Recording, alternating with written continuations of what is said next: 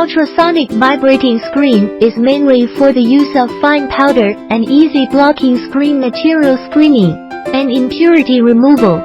The main structure is feed port, screen frame, discharge port, beam ring, gate, ultrasonic converter, base, vibration motor, and so on. Features and functions of main components.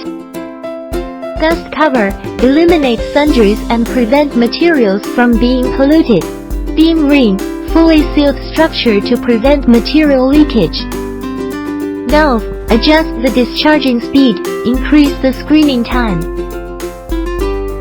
Ultrasonic transducer, electrical energy converted to high vibration mechanical energy of 18 kHz. The vibration rate increased from 1,460 to 36,000.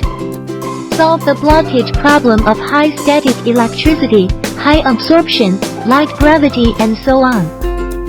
Ultrasonic power supply, automatic tracking output power to achieve automatic operations.